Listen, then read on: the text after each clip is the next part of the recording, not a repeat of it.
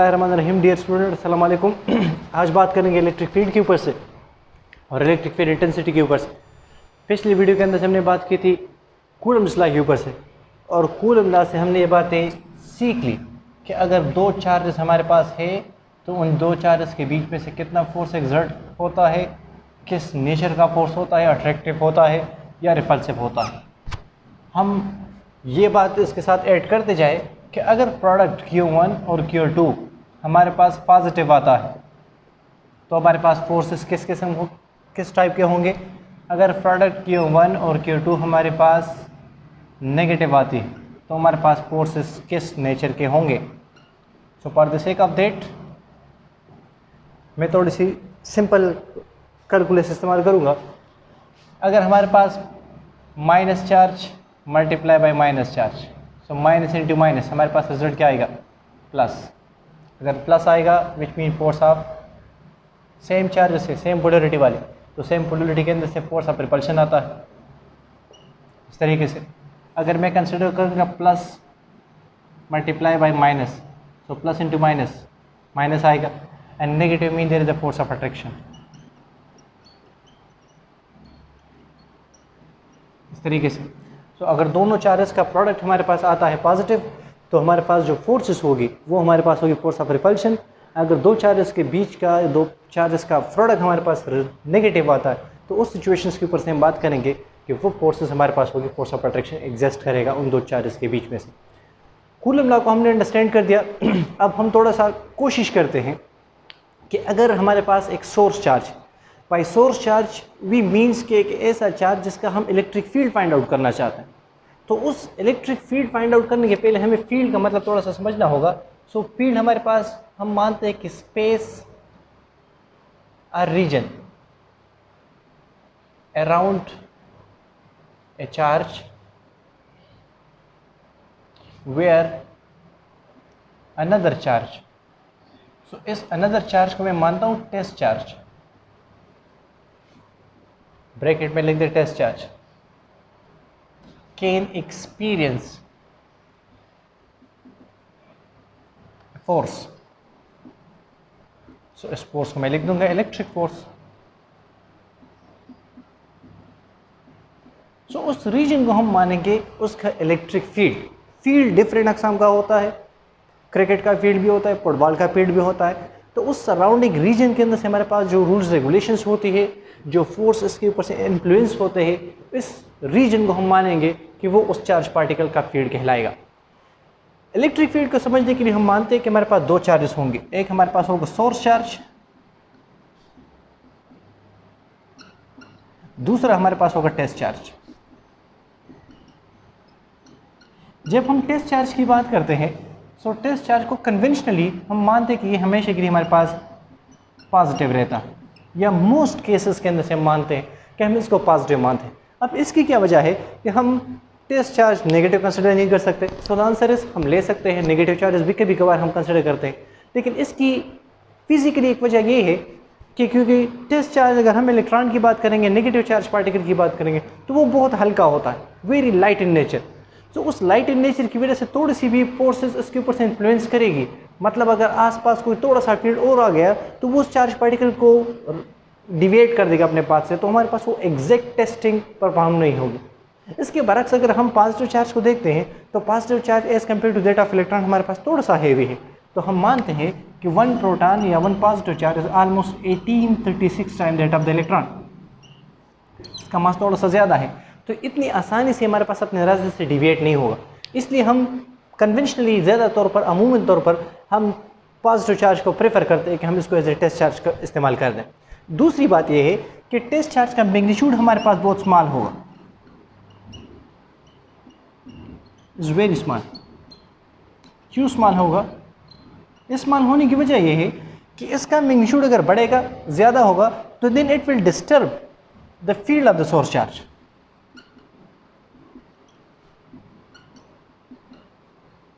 disturb the field of the source charge. So हमें test charge का magnitude कम रखना होगा ताकि हमारे पास वो सोर्स चार्ज की जो फील्ड होगा, उस सोर्स चार्ज की फील्ड को वो डिसऑर्ट ना कर सके, डिस्टर्ब ना कर सके। सोर्स चार्ज जो होगा, सोर्स चार्ज हमारे पास पॉजिटिव भी हो सकता है, नेगेटिव भी हो सकता है, और ये हमारे पास मैग्नीट्यूड में थोड़ा सा लार्जर होगा as compare to that of the test charge. तो अगर मैं कंसिडर कर लूँ किसी भी चार्ज को, पॉजिटिव या नेगेटिव को, तो हम मानते हैं कि इससे जो फील्ड लाइंस होती हैं वो इसी तरीके से हमारे पास एमिशंस टेक प्लेस होती है, लाइक दिस। ये जो लाइंस हमारे पास होती है, दीज आर इमेजिनरी लाइंस, और हम ये इस्तेमाल करते हैं for the presentation of electric fields. In reality field lines हमारे पास एग्जिस्ट नहीं करती, लेकिन इलेक्ट्रिक फील्ड का जो हमारे पास वजूद है वो हमारे पास रियलिटी के अंदर से एग्जिस्ट करता है। So this is conventional representation of electric field lines, electric field. लेकिन ये फील्ड लाइंस हमारे पास क्या होंगे, ये इमेजिनरी होंगे। इसी तरीके से ये सरफेसेस से भी हम इसको रिप्रेजेंट कर सकते हैं, फील्ड लाइंस को, कर्वेचर पाथ से भी हम इसको रिप्रेजेंट कर सकते हैं। अब हम चाहते हैं कि हम इस चार्ज Q1 का इलेक्ट्रिक फील्ड को फाइंड आउट कर कि कितना चार्ज पार्टिकल, कितना फील्ड, कितना फोर्स से अप्लाई करेगा टेस्ट चार्ज के ऊपर से।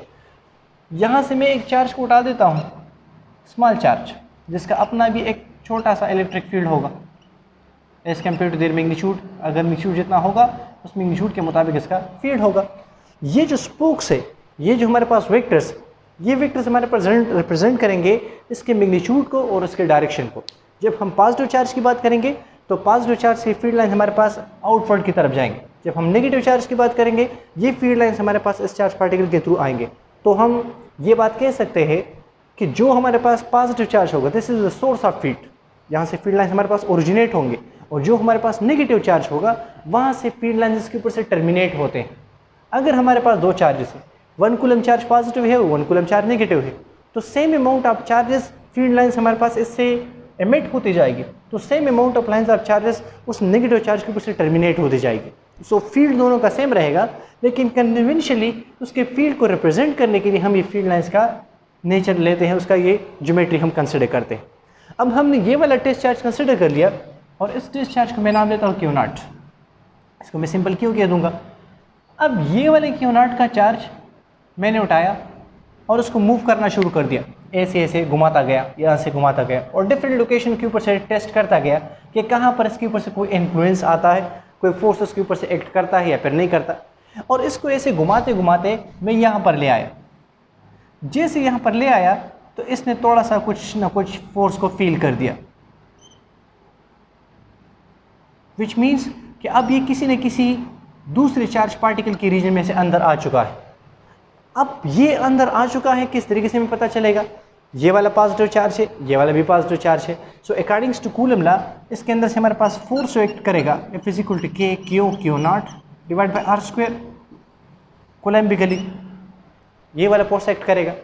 इस फोर्स के थ्रू ये वाली फील्ड लाइंस एक दूसरे के अंदर से इंटरेक्ट कर जाएंगे, इस तरीके से पुश करेंगे एक दूसरे को।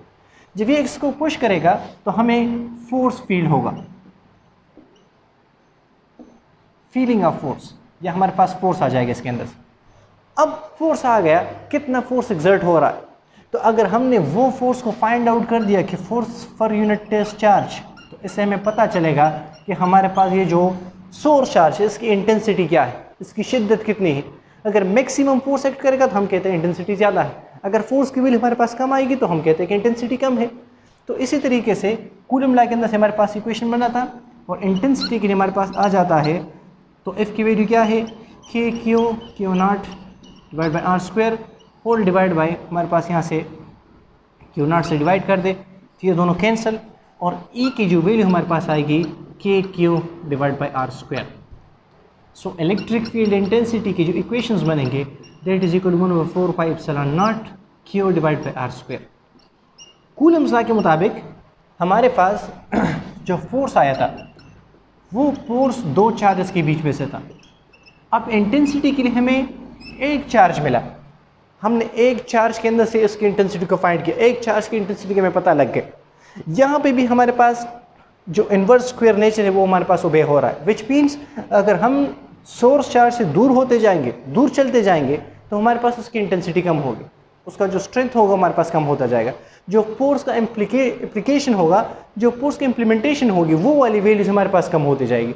लेकिन जैसे जैसे हम इसके करीब आते जाएंगे, इस सोर्स चार्ज के पास आते जाएंगे, तो तो हमारे पास क्या होगा, यहाँ पर इस चार्ज के ऊपर से फोर्स ज़्यादा एक्ट करेगा।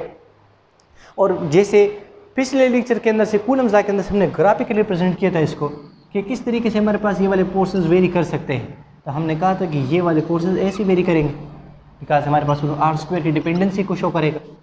ये हमारे पास आर बना था, ये इलेक्ट्रिक फील्ड इंटेंसिटी। अब ये वाली इलेक्ट्रिक फील्ड इंटेंसिटी हमारे पास स्केलर क्वांटिटी है या फिर हमारे पास वेक्टर क्वांटिटी है। तो इस बात को समझने के लिए हम कहते हैं कि जो हमारे पास फील्ड्स होते हैं ये स्केलर भी होते हैं और वेक्टर भी होते हैं। तो जो इलेक्ट्रिक फील्ड है हमारे पास, ये हमारे पास एक वेक्टर फील्ड है। अगर इलेक्ट्रिक फील्ड इंटेंसिटी हमारे पास एक वेक्टर फील्ड है तो अब हमारे पास इस इलेक्ट्रिक फील्ड इंटेंसिटी के डायरेक्शन क्या होंगे, because for vector we need magnitude as well as direction. तो अब यहाँ पर हमारे पास डायरेक्शन क्या होगा, so direction of electric field intensity is that जो हमारे पास फोर्स का डायरेक्शन होता है वही हमारे पास इसके इंटेंसिटी का डायरेक्शन होगा। यहाँ पर हम पॉजिटिव चार्ज की बात कर रहे हैं तो डायरेक्शन ऑफ फोर्स हमारे पास रेडियली आउटवर्ड है इस तरीके से, तो फोर्स का डायरेक्शन भी हमारे पास क्या होगा, वो रेडियली आउटवर्ड होगा। लेकिन इसकी बजाय अगर मैं किसी नेगेटिवली चार्ज पार्टिकल की बात करूंगा तो उस केस के अंदर से जो फील्ड लाइंस की डायरेक्शन होगी वो रेडियली इनवर्ड होगी इस तरीके से।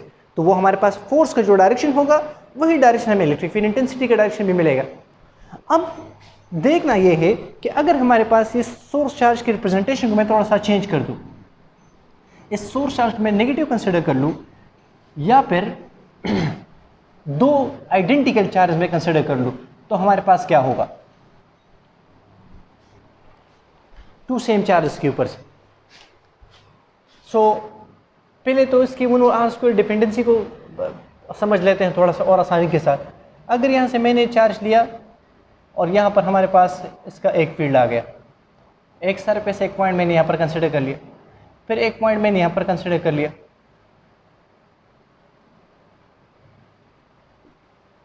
और फिर एक पॉइंट मैंने यहाँ पर कंसिडर कर लिया। 3 सरफेसेस 3 लेवल्स मैंने कंसिडर कर लिए, surface S1, surface S2 and surface S3। अब यहाँ से भी फोर्स पर यूनिट टेस्ट चार्ज एक्सर्ट करेगा, दैट इज कॉल्ड इंटेंसिटी। यहाँ पे भी फोर्स पर यूनिट टेस्ट चार्ज होगा, दैट इज कॉल्ड इंटेंसिटी। और यहाँ पे भी फोर्स पर यूनिट टेस्ट चार्ज होगा विच इज कॉल्ड इंटेंसिटी। इस तरीके से तो क्या इंटेंसिटी हमारे सरफेस S1 के ऊपर से मैक्सिमम रहेगी, S2 के ऊपर से मैक्सिमम रहेगी, या सरफेस S3 के ऊपर से मैक्सिमम रहेगी। So this is the directions, this is R, this is R2 and this is R number 3, where R is the radius of the circle, या स्फीयर्स हम मान सकते हैं, नॉट सर्कल। 3 डायमेंशंस के ऊपर से बात करेंगे तो हम स्फीरिकल ऑब्जेक्ट्स के अंदर से बात करते हैं। जैसे हमारे पास कोई भी स्फीयर है और उस स्फीयर के अंदर से हमारे पास एक पॉजिटिव चार्ज हमने रखा हुआ है, एक नेगेटिव चार्ज हमने रखा हुआ है, और उस स्फीयर से हमारे पास जो फील्ड लाइंस होंगे वो रेडियली आउटवर्ड डायरेक्टेड करते जाएंगे, रेडियली आउटवर्ड हमारे पास एक्सपेंड होते जाएंगे।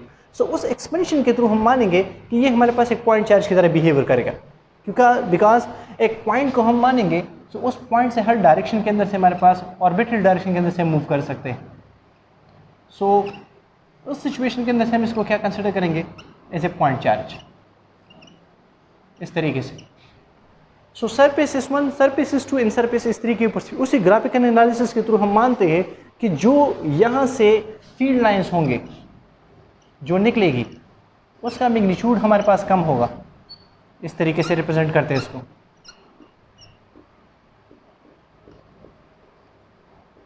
Like this.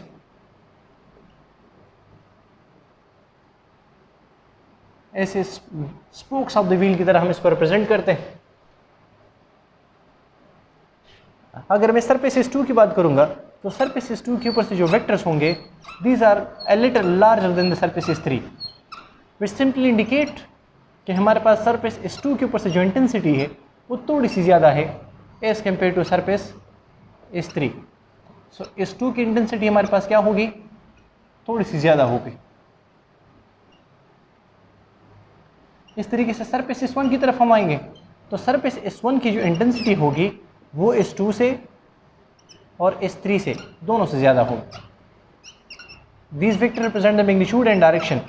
तो इस वेक्टर का हमारे पास जो लेंथ होगा वो भी ज़्यादा होगा और एरो हेड स्क्वायर हमारे पास डायरेक्शन स्पेसिफाई करेगा। तो चूँकि हम एक पॉइंट चार्ज के ऊपर से बात कर रहे हैं तो सारे वेक्टर्स की डायरेक्शन हमारे पास तो सेम रहती है, लेकिन जो मैग्नीट्यूड्स होंगे सरफेस S1 के ऊपर से, S2 के ऊपर से, S3 के ऊपर से, वो हमारे पास ऑर्बिटरी डिफरेंट होते जाएंगे। फिर इसी तरीके से ये जो स्पोक्स है ये भी हमारे पास रिप्रेजेंटेशन का एक तरीका है। इसी स्पोक्स के मुताबिक हम मानते हैं कि अगर ये लाइंस ऑफ फोर्सेस एक दूसरे के करीब करीब होते जाएंगे, मतलब एक दूसरे से ज़्यादा दूर नहीं होंगे, जैसे हमारे पास ये वाला डायग्राम हम स्टडी करते हैं इस तरीके से, और इस सरफेस के लिए मैं एक स्मॉल एलिमेंट कंसिडर कर लूँ और उस एलिमेंट के मुताबिक हम कहें कि कितने लाइंस ऑफ फोर्सेस हमारे पास हो सकते हैं इससे, तो क्या हमें उसके ऊपर से इंटेंसिटी की ऊपर से हम बात कर सकते हैं वो चेंज हो गया नहीं। तो यहाँ से मैं एक सरफेस कंसिडर करूँगा और उस सरफेस को देखते हम मानते हैं कि लेट्स सपोज जो लाइंस ऑफ फोर्स यहाँ से पास हो रही है हम कंसिडर कर ले कि 2 लाइंस, तो यहाँ पर हमारे पास इंटेंसिटी की एक वैल्यू आ जाएगी। अगर यही ऑब्जेक्ट को मैं मूव कराता हुआ यहाँ पर ले आऊँ तो फिर यहाँ से हमारे पास सरफेस इंटेंसिटी की जो वैल्यू होगी इट विल बी डिफरेंट। तो यहाँ से एक की वैल्यू हमारे पास क्या आएगी, it will be totally different. तो जितना हम चार्ज पार्टिकल के करीब होते जाएंगे हमारे पास इंटेंसिटी की जो वैल्यू आएगी वो इंटेंसिटी हमारे पास बढ़ती जाएगी। जितना हम चार्ज पार्टिकल से दूर होते जाएंगे उसकी इंटेंसिटी, उसका पोटेंशियल की जो वैल्यू हमारे पास होगी वो पोटेंशियल की वैल्यू हमारे पास डिक्रीज होती जाएगी। फील्ड इंटेंसिटी को, इसके एनर्जीज को रिप्रेजेंट करने के लिए, इंटेंसिटी को रिप्रेजेंट करने के लिए सबसे अच्छा तरीका हमारे पास फील्ड लाइंस का है। जैसे हमने पहले कह दिया कि फील्ड लाइंस का हकीकी दुनिया के अंदर से हमारे पास कोई वजूद नहीं है, लेकिन ये एक बहुत अच्छा अप्रॉक्सीमेशन है जिसकी मदद से हम इस फील्ड्स को, इसकी एनर्जीज को हम समझ सकते हैं। सो फील्ड लाइंस के चंद प्रॉपर्टीज़ हैं, पहले उसको भी थोड़ा सा स्टडी कर लेते इसके साथ साथ, ताकि बाद में हमें कोई दिक्कत ना रहे। सो फील्ड लाइंस हमारे शक्ल हमारे पास पॉजिटिव चार्ज से ओरिजिनेट होगी and it will terminate upon the negative charge। तीसरा पॉइंट फील्ड लाइन इसके ऊपर से लिख देंगे। तीसरा पॉइंट ये होगा कि जो इलेक्ट्रिक फील्ड लाइंस होंगे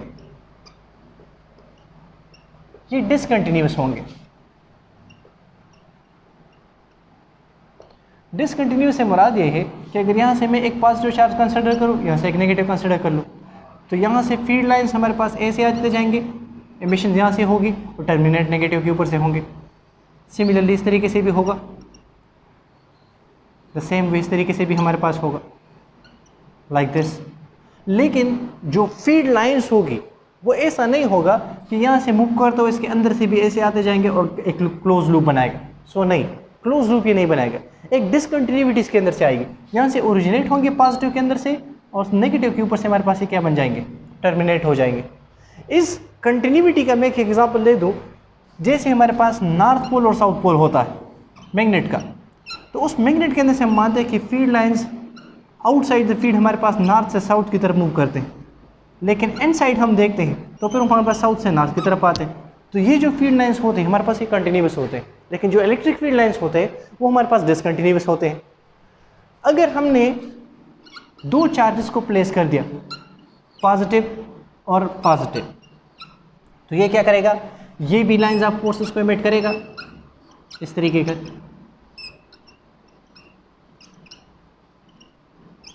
इस तरीके से ये वाला चार्ज भी क्या करेगा, फील्ड लाइंस को एमिट कराएगा। तो हमारे पास इस लाइंस ऑफ फोर्सेस के अंदर से इंटरेक्शन टेक प्लेस होगी। तो यहाँ पर हमारे पास पॉइंट्स मिलेंगे और इस पॉइंट को हम मानते हैं नल पॉइंट। इस नल पॉइंट के ऊपर से इलेक्ट्रिक फील्ड की जो वैल्यूज होगी वो 0 होगी, because both this field can oppose each other. अगर दोनों फील्ड एक दूसरे को अपोज करेंगे तो इस फील्ड के ऊपर से हमारे पास जो इफेक्ट आएगा इलेक्ट्रिक फील्ड का, वो इलेक्ट्रिक फील्ड हमारे पास इस पॉइंट्स के ऊपर से 0 रहेगा, और ऐसे पॉइंट्स को हम नाम देते हैं नल पॉइंट्स के ऊपर से। फिफ्थ प्रॉपर्टी हम स्टडी करेंगे इसकी, इलेक्ट्रिक फील्ड लाइंस की। तो जो हमारे पास फील्ड लाइंस होते हैं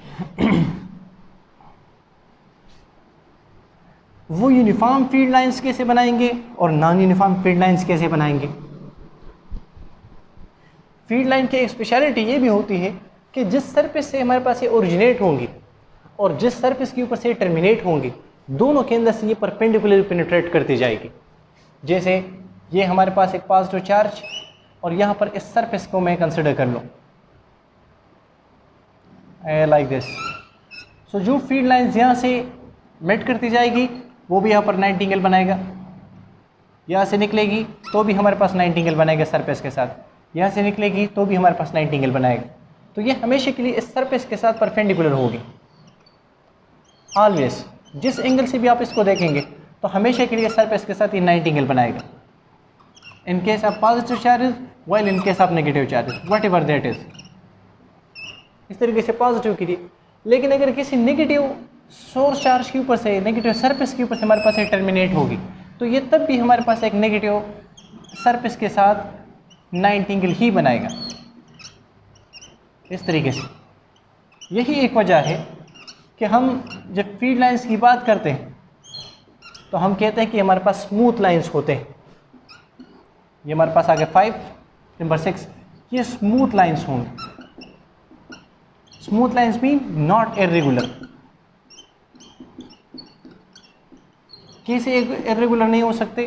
तो ये फील्ड लाइंस ऐसे हो सकते हैं, ऐसे कर्वेचर सरफेसेस हो सकते हैं, लेकिन ये हमारे पास ऐसे नहीं होंगे या ऐसे, सो ये नहीं हो सकते। तो हमारे पास स्मूथ लाइंस होंगे।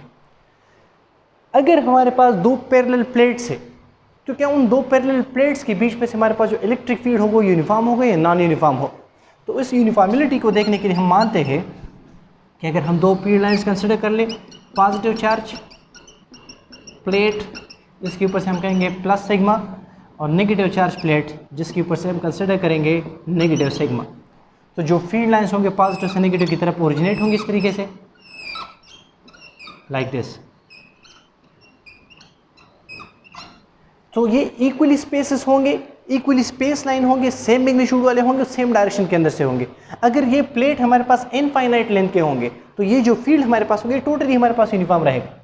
लेकिन अगर ये हमारे पास फाइनाइट लेंथ के आ गए तो इसके बीच में से हमारे पास यहाँ पर थोड़ी सी जो फील्ड लाइंस होंगी उसकी डायरेक्शन थोड़ी सी चेंज हो जाती है। उसको हम कहते हैं हमारे पास फ्रिंगिंग फील्ड। फ्रिंगिंग फील्ड, जो फ्रिंगिंग फील्ड होते हैं हमारे पास बेसिकली यूनिफॉर्म फील्ड नहीं होता। यहाँ पर इसकी वैल्यू थोड़ी सी चेंज हो जाती है लाइक दिस वन। ये हमारे पास फ्रिंगिंग फील्ड बना देते हैं इस तरीके से, plus sigma minus sigma. 8 number points के ऊपर से हम लिख देते हैं कि ज़रूरी नहीं है कि जो चार्ज पार्टिकल की हम बात कर रहे हैं वो हमारे पास फील्ड लाइंस के ऊपर से ही मूव कर जाए। हो सकता है, अमूमन हमारे पास ऐसा होता है, अक्सर औकात हमारे पास ऐसा होता है कि जो हमारे पास चार्ज पार्टिकल है वो हमारे पास इन फील्ड लाइंस के थ्रू मूव करता है। लेकिन अगर वो हमारे पास इस फील्ड लाइंस के थ्रू मूव नहीं करेगा तो ये ज़रूरी बात नहीं है कि वो इन फील्ड लाइंस के ऊपर से ट्रेवल करता जाए। किस तरीके से? यही एग्जाम्पल हम कंसिडर करेंगे कि हमारे पास एक पॉजिटिव प्लेट और एक हमारे पास नेगेटिव प्लेट इस तरीके से। तो अगर हमने यहाँ से एक चार्ज पार्टिकल को मैंने छोड़ दिया तो फील्ड लाइंस का डायरेक्शन तो यही है, इसने तो यही आना है नेगेटिव की तरफ, खुद बहुत एक्सेलरेट होता हुआ आएगा चार्ज पार्टिकल, इसी डायरेक्शन में से मूव करेगा। तो ये तो हमारे पास ये बात ठीक हो गई कि जो हमारे पास फील्ड लाइंस का डायरेक्शन होगा उन्हीं फील्ड लाइंस के डायरेक्शन के अंदर से इस चार्ज पार्टिकल ने मूव करना है। लेकिन अगर मैंने इस चार्ज पार्टिकल को प्रोजेक्ट कर दिया इस एंगल के साथ, इसको मैंने ऐसे फेंक दिया, तो अब ये चार्ज पार्टिकल तो एक्सेलरेट होना है नेगेटिव प्लेट की तरफ से, लेकिन अब इसका पाथ क्या होगा? तो इसका पाथ हमारे पास डायरेक्टली डाउनवर्ड नहीं होगा, बल्कि ये हमारे पास थोड़ा सा इस पाथ के थ्रू हमारे पास मूव करेगा। तो अब ये हमारे पास फील्ड लाइंस की डायरेक्शन ये है और इसकी ट्रेवलिंग का डायरेक्शन हमारे पास ये है। तो ये ज़रूरी नहीं है कि जो हमारे पास चार्ज पार्टिकल है वो चार्ज पार्टिकल हमारा हमेशा के लिए हमारे पास इस फील्ड लाइंस के थ्रू हमारे पास मूव करता जाए, इसी ओरिएंटेशन के ऊपर से हमारे पास मूव करे। इसी के साथ साथ फील्ड लाइंस के अंदर से हम थोड़ी सी बात और भी एक्सप्लेन करेंगे और हम फिर फ्लक्स के ऊपर से इस बात को थोड़ा सा अंडरस्टैंड करेंगे कि कैसे हमारे पास ये इलेक्ट्रिक फील्ड लाइंस काम करती है, कैसे हमारे पास मैग्नेटिक फील्ड लाइंस काम करती है। नेक्स्ट लेक्चर हम बात करेंगे इंशाल्लाह से फ्लक्सेस के ऊपर से।